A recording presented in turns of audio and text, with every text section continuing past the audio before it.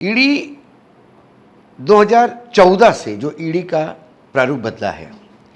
ED शक्तिशाली तब भी थी, आज भी है, लेकिन उस शक्ति का उपयोग आप किस लिए करते हैं? सही कामों के लिए करते हैं, गलत कामों के लिए करते हैं? यदि ईडी का उपयोग आपने बदले की भावना से की, ईडी का उपयोग आपने अपने विरोधियों को चुप करने में किया, तो फिर ये गलत है। और ये आरोप मैं नहीं कह रहा हूँ। हाल ही में M3M जो बिल्डर है, उनके केस में ईडी को लेकर सर्वोच्च न्यायालय का जो बोपन्ना साहब का बेंच था, उन्होंने ये टिप्पणियां नहीं की, ये निर्देश दिए हैं कि ईडी प्रामाणिकता से, ट्रांसपेरेंसी के साथ करे काम, निरपेक्षता से करे और ईडी बदले की भावना से काम ना करे।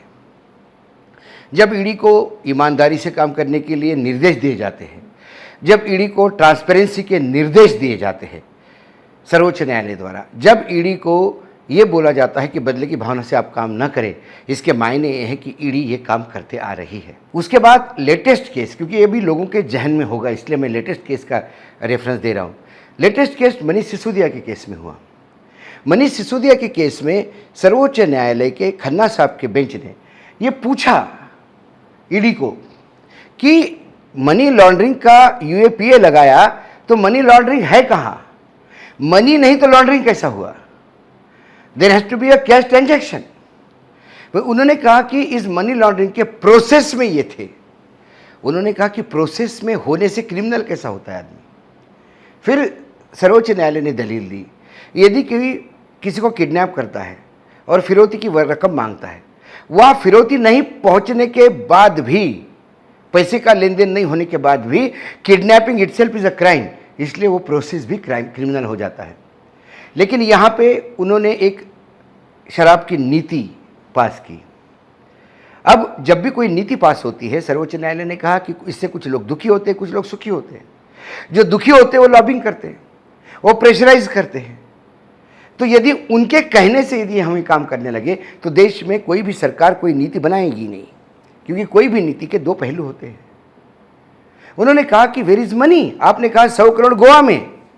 गोवा में पैसे किसी और के पास, खर्चा किसी और ने किया, किसी और के लिए किया, मिला किसी और को। मनीष सिसोदिया कहाँ है?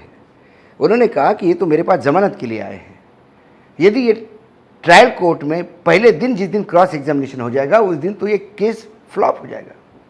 इसके मायने ये है कि मनीष सिसोदिया जो इतने दिन से जेल में हैं, उनके खिलाफ कोई प्रूफ ही नहीं है। संजय सिंह की गलती यह है कि संजय सिंह ले गए मनीष सिसोदिया से मिलने अरोड़ा को।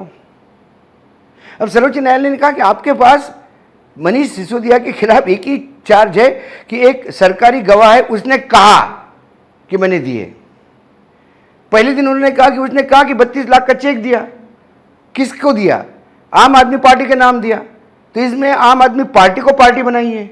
मनीष सिसोदिया कहाँ से पार्टी हो गया? क्या आम आदमी पार्टी को पार्टी बनाएगी ईडी?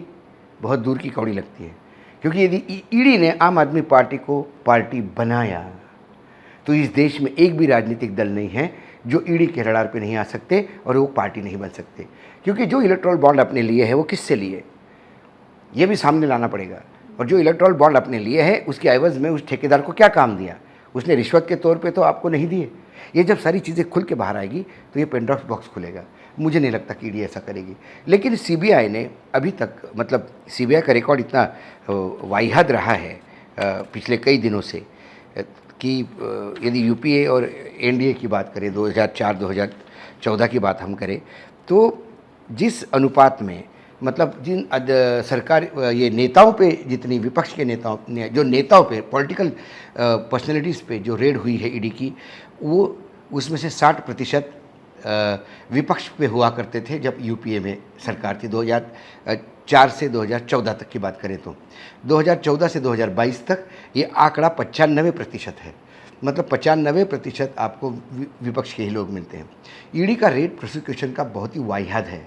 ईडी हज़ारों जगह पे दबिश देती है, उसके बाद चार्जशीट बनती है, कुछ 6-7-8 हज़ार पे दबिश दी, चार्जशीट बनी, रेड की चार्जशीट बनी कुछ 4-5 हज़ार पे, केस जाते हैं 25 और उसमें से फिर 2-3 लोगों को सज़ा होती है। फिर वो भी लो प्रोफाइल केसेस है, उसमें कोई हाई प्रोफाइल केसेस नहीं है।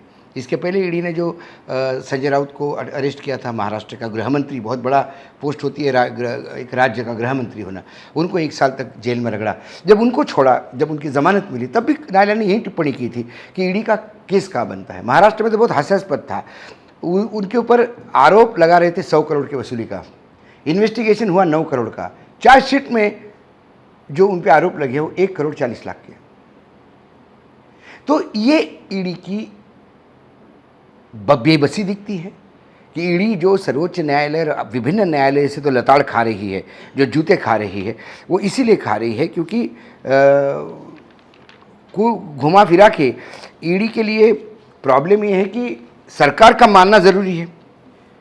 अब समझ में आता है कि ईडी के संजय मिश्रा के लिए सरकार क्यों बार बार गुहार लगा रही थी सर्वोच्च न्यायालय में, क्योंकि आपको ऐसे अधिकारी चाहिए ईडी में जो आपका आदेश आंख बंद करके माने।